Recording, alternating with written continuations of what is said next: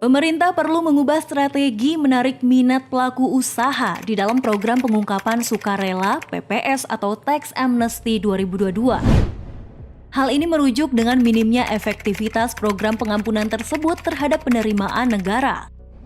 Berdasarkan data Ditjen Pajak yang diolah bisnis, realisasi penerimaan dan partisipasi PPS dalam 90 hari pertama pelaksanaan program tersebut hanya mampu menambah setoran pajak penghasilan atau PPH senilai 5,08 triliun rupiah. Nilai harta yang dilaporkan pun terbilang minim, yakni hanya 49,8 triliun sepanjang periode 1 Januari sampai 31 Maret 2022.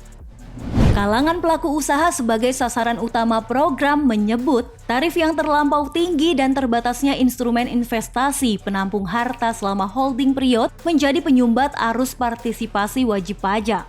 Anggota Kamar Dagang dan Industri Kadin Indonesia, bidang kebijakan moneter dan jasa keuangan Ajib Hamdani menjelaskan, kendala terbesar yang dihadapi kelompok pebisnis adalah dari sisi cash flow.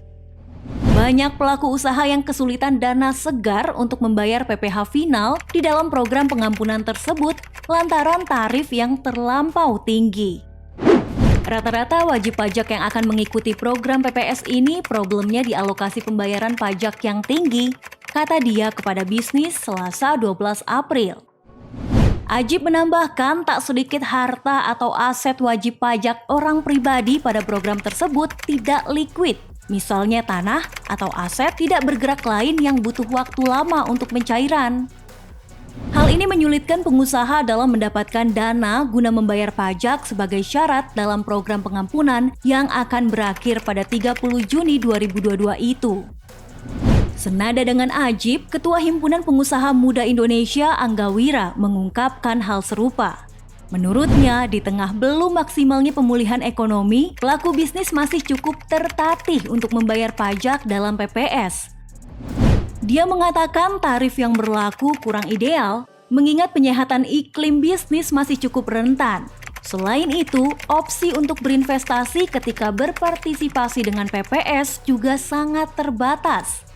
Secara konkret, kalangan pengusaha mengusulkan kepada pemerintah untuk memberikan relaksasi waktu pelaksanaan program pengungkapan tersebut. Sejauh ini, partisipasi pelaku usaha dalam PPS memang sangat terbatas. Kemenku mencatat, per 28 Maret 2022, rata-rata harta yang dimiliki peserta PPS berada di rentang 1 miliar sampai 10 miliar rupiah, yakni mencapai 40,63%. Adapun profil peserta yang berasal dari kalangan pegawai mencapai 45%, jauh lebih tinggi dibandingkan dengan perdagangan besar dan eceran yang hanya 34,1%, maupun industri pengolahan sebesar 3,3%.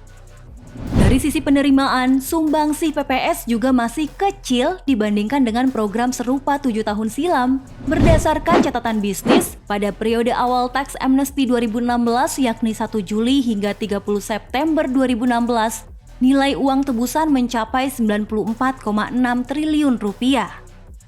Total harta yang dilaporkan wajib pajak kala itu pun cukup besar, yakni mencapai 3.279 triliun rupiah. Harta itu berasal dari deklarasi dalam negeri senilai 2.247 triliun rupiah, serta deklarasi luar negeri mencapai 900 triliun rupiah.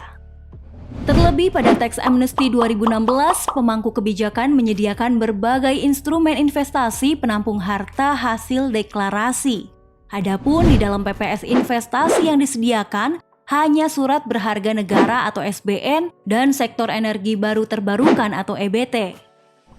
Dirjen Pajak Suryo Utomo mengatakan PPS adalah program sukarela yang mendorong wajib pajak untuk meningkatkan kepatuhan dalam menjalankan kewajiban perpajakan.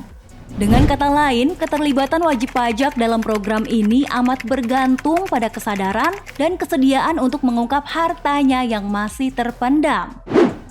Ini kesempatan wajib pajak untuk meningkatkan kepatuhannya dengan cara sederhana. Kami berharap PPS dapat diikuti seluruh wajib pajak karena program ini memiliki waktu terbatas, katanya.